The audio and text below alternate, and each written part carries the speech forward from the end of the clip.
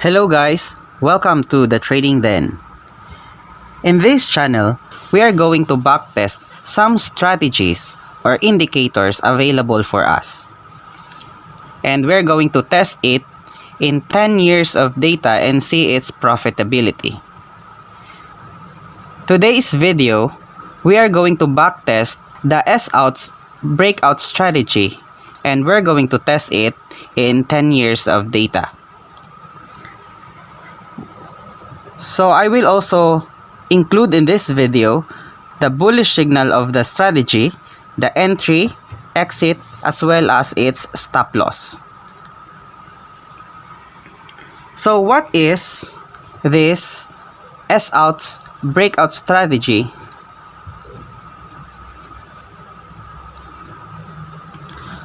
So the S-Aots breakout strategy, we are going to use 3 indicators, and it is the 3 shortest moving average that we use. In my case, I use the EMA, so I will show you my EMAs later.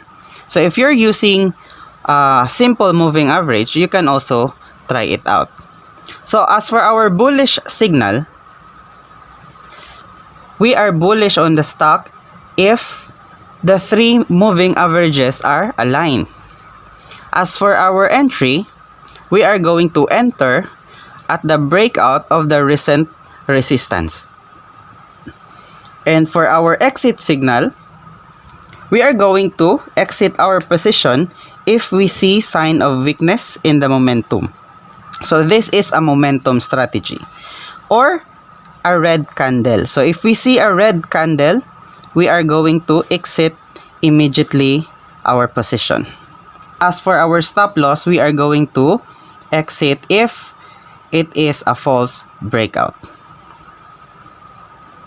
So on our backtesting, we are going to use the stock AGI. So AGI, for me, AGI for the past 10 years experienced the complete cycle or complete market cycles. We have an accumulation, then followed by an uptrend, and then distribution, and then followed by a downtrend, and then another accumulation. Okay, so for me, AGI is a stock that has experienced the complete cycle of the market. So that's why we are going to use AGI in backtesting our strategies. Okay, so as for our indicators, I use 3 moving averages. So I use the 3 EMAs. So EMA, I use first, the shortest EMA is I use EMA 9. I also use, next is EMA 26, and the third EMA I use is EMA 50. So let's just change this into 50. Okay, so this is our chart now. So we have our moving averages, and as long as our moving averages is aligned, so that's why in my trading system meron akong, I have here S-Aots. So because I also use this system sometimes if I have time to monitor or my hands are itchy na magchupit, so I use this strategy. We have here S-Out since the moving averages are aligned. So EMA 9 is above EMA 26 and EMA 26 is above EMA 50. Now, as for our breakout strategy, these are the latest entry or latest trades of AGI in our backtest. So we have here our EMAs aligned, and then this is our previous resistance. So at the break of our previous resistance here, and then we see our red candle, so we immediately sell. So we have 1.36%. So less the commission, so parang break even lang. So another here, we have another breakout of this high here. So we enter on this candle at the break of the recent resistance, and then we immediately sell when we see a red candle. Alright, so we have here 6% up, or if we are going to deduct the commission, around 5%. Okay, here another breakout of the high, so we are going to enter at the break of the high or the resistance, and then we are going to sell at the red candle. So it opens up, pero hindi niya na-sustain. So nag-red candle siya, so we are going to sell immediately when we see a red candle during trading hours. So we have 4.84%. Okay, so this is our S-Aots breakout strategy. Now, I have backtested already this one for 10 years of data. These are our entries and exit. Wait. So let me just show you. So I've already backtested this one at the start of January 2010. So this is our entries and exits. So we have here 4%. We have another breakout. It's 3.35%. Okay, so I've listed it here. So this is our data for the past 10 years of AGI. So as for this strategy, we have a total of 80 trades. And sa 80 trades na yan, winning trades natin is 47 and losing trades natin is 33. So we have a 59% win rate. Okay? So our biggest gain is 15.2. This is already less the commission, and our biggest loss is negative 2.91. Also meron na itong commission. Okay, so if we compute our average win, we have a 3.54% average win, and our average loss is negative 1.39. Okay, as for our reward and risk, reward divided by our risk, we have a 2.5 risk-reward ratio. Now, if we are going to use this strategy and our starting capital is our 100K, okay, and every trade that you're going to make, you're going to allot 100K for each trade. So ito yung 100K per trade natin. So kahit lumaki man yung